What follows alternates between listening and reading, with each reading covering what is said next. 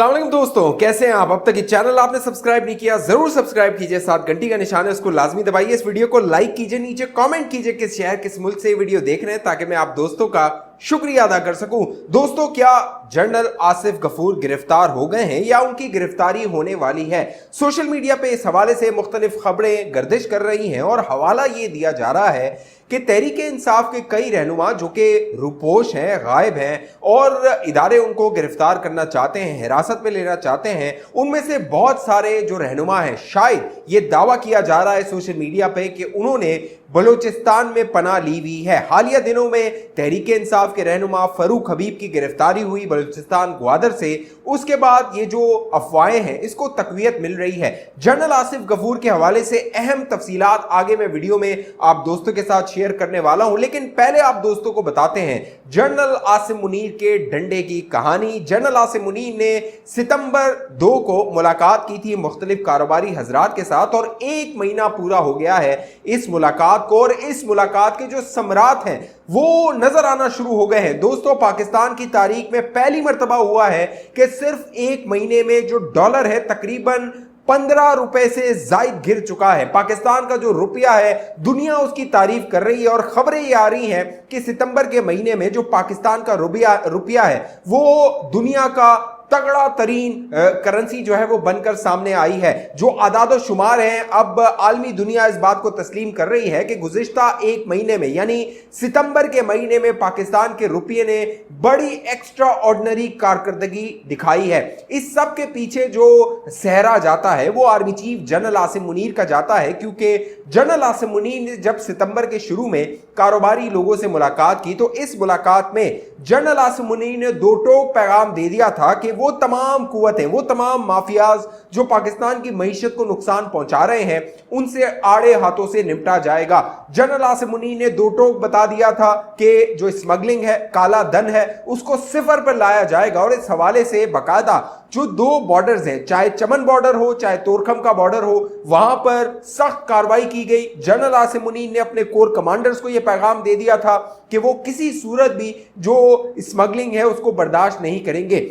उसके बाद हमने देखा गुज़िश्ता 1 महीने में सोने की कीमत जो है वो तेजी से नीचे जा रही है, जो डॉलर है वो गिर रहा है, रुपया मजबूत हो रहा है। और अगर इसी रफ्तार से ये रुपया मजबूत होता रहा तो दोस्तों आने वाले दिनों में अभी जो पेट्रोल की कीमत पे 8 रुपए की कमी की गई है, इसमें मजीद कमी जो है वो होते हुए नजर आ रही है। और अब मामला ये है कि जो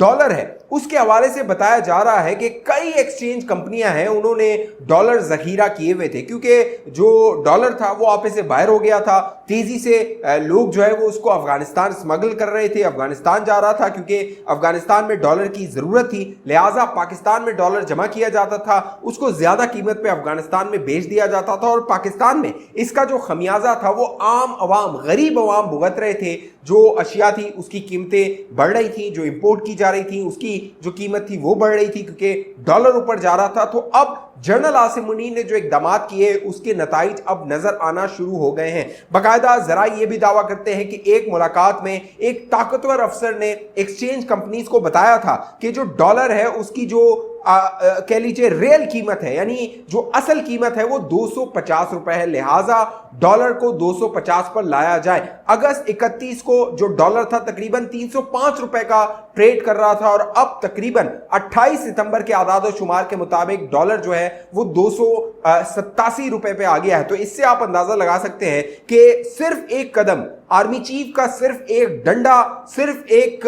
कह लीजिए धमकी कह लीजिए या कह लीजिए कि जो है वो चेतावनी, इसको हिंदी में चेतावनी कहते हैं, ताकीद कहते हैं उर्दू में, तो ये आर्मी चीफ की जानिब से की गई और फिर सारा निजाम जो है वो सही सिमत पे जाना शुरू हो गया है। अब बात कर लेते हैं, जनरल आसिम मुनीर ने हुक्म दिया था कि स्मगलिंग पे रोकथाम की जाए और जो बड़ी स्मगलिंग है उसके बारे में यह कहा जाता है कि बलूचिस्तान उसका मरकज है, क्योंकि बलूचिस्तान का जो बॉर्डर है वहां से बड़ी स्मगलिंग की जाती है। और बलूचिस्तान में बाकायदा आर्मी चीफ ने कहा था कि जो ईरानी पेट्रोल है, ईरानी डीजल है, वो मैं पाकिस्तान में नहीं देखना चाहता, क्योंकि उसकी स्मगलिंग की जाती है और उसका नुकसान जो है वो पाकिस्तानियों को और पाकिस्तानी कंपनीज को होता है। लिहाजा आर्मी चीफ ने कहा था कि मैं उसकी जो स्मगलिंग है उसको सिफर पे देखना चाहता हूं। इस हवाले से जो जनरल आसिफ गफूर है उनका कलीदी किरदार था, क्योंकि जनरल आसिफ गफूर को सदर्न कमांड बलूचिस्तान का कोर कमांडर लगाया गया था अगस्त 2022 में, जब उस वक्त जो वहां के कोर कमांडर थे सरफराज, उनकी जो है वो शहादत हो गई थी एक नागानी हादसे में। उसके बाद जनरल आसिफ गफूर को वहां पर लगाया गया, लेकिन जनरल आसिफ गफूर ने इस दौरान क्या वो स्मगलिंग को रोक सके, उन पर काबू पा सके? जनरल आसिम मुनीर के हुक्म के बाद ये सारा मामला क्यों हुआ? अब जनरल आसिफ गफूर के बारे में मुख्तलिफ खबरें सोशल मीडिया पे गर्दिश कर रही हैं, और एक खबर जो गर्दिश कर रही है वो उनके खिलाफ एक कार्रवाई के हवाले से, मुबैना तौर पे उनके खिलाफ कार्रवाई के हवाले से है, क्योंकि हालिया दिनों में जो तहरीक इंसाफ के कई रहनुमा हैं जो कि 9 मई के हमलों में शामिल थे, उसकी मनसूबाबंदी में, उस पर अमल करने में,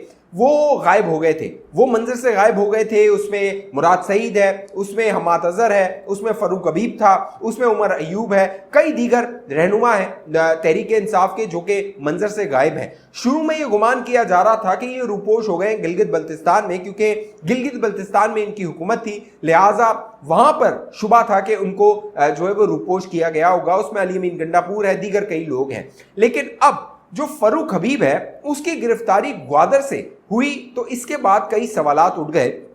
कि क्या जो तहरीक इंसाफ के रूपोश रहनुमा हैं उनको बलूचिस्तान में पनाह दी जा रही है, बलूचिस्तान में उनको रूपोश किया जा रहा है, और इसके पीछे क्या मुबैना तौर पे कोर कमांडर आसिफ गफूर का हाथ है? क्योंकि इससे कबल जो जनरल फैज हमीद थे, जब उनको पेशावर ट्रांसफर किया गया था, वहां पर बाकायदा वो असर रसूख अपना इस्तेमाल करते रहे थे, और तहरीक इंसाफ की जो हुकूमत थी उसकी और जो आगे की प्लानिंग थी उसमें मुबैना तौर पे जनरल फैज का नाम आता था कि वो कलीदी किरदार अदा कर रहे हैं। उनको कई इख्तियारात भी दे दिए गए थे उस वक्त के वजीर आला महमूद खान की जानिब से। लिहाजा अब यही इल्जाम मुबैना तौर पे जनरल आसिफ गफूर पे लग रहा है, क्योंकि जनरल आसिफ गफूर का जो माजी है वो तहरीक इंसाफ के साथ नती है, क्योंकि जब नया पाकिस्तान का प्रोजेक्ट बनाया गया उसमें जनरल कमर जावेद बाजवा थे, वो आर्मी चीफ थे, जनरल फैज हमीद एग्जीक्यूटर थे, यानी उस प्लान को उस पर अमल दरामद करवा रहे थे बतौर डीजीसी, और डीजीआईएसपीआर के तौर पे जो प्रोपेगेंडा विंग था उसकी जो क़यादत कर रहे थे मुबैना तौर पे वो जनरल आसिफ गफूर थे, जो कि डीजीआईएसपीआर थे उस वक्त। और एक 5th जनरेशन वॉर के नाम पे जो अपोजिशन की जमातें थी, जो इमरान मुखालिफ कुव्वतें थी, उनको गद्दार के डिक्लेयर करना, मुल्क दुश्मन डिक्लेयर करना, मुख्तलिफ जो सोशल मीडिया एक्टिविस्ट हैं उनके जरिए मुख्तलिफ कैंपेन चलवाना, उसके पीछे जनरल आसिफ गफूर का नाम आता था। लिहाजा जनरल आसिफ गफूर के बारे में यह तासुर बड़ा तकवीत पकड़ चुका है कि उनकी इमरान खान से बड़ी कुर्बत थी, और उन्होंने बड़े ख्वाब देखे हुए थे कि अगर इमरान खान वजीर आजम रहता है तो उनकी बड़ी तरक्की हो सकती है। वो मुबैना तौर पे कहा जाता है वो DGISI बन जाते, जनरल फैज के बाद जनरल फैज आर्मी चीफ बन जाते, उसके बाद जनरल फैज के बाद जनरल आसिफ गफूर का बतौर आर्मी चीफ के लिए राह हमवार की जाती। तो ये पूरा जो मंसूबा है मुबैना तौर पे इसका जिक्र होता रहा है। अब जनरल आसिफ गफूर के हवाले से जो खबरें सोशल मीडिया पे गर्दिश कर रही हैं, मैंने चंद लोगों से राब्ता किया और उनकी तस्दीक करनी चाहिए, तो उन्होंने कहा ये सरासर बेबुनियाद खबरें हैं। इस तरह की ना जनरल आसिफ गफूर के खिलाफ कोई कार्रवाई हो रही है, ना उनकी गिरफ्तारी हो रही है, ना उनका कोर्ट मार्शल हो रहा है, ना उनके खिलाफ कोई जो है वो इकदाम किया जा रहा है।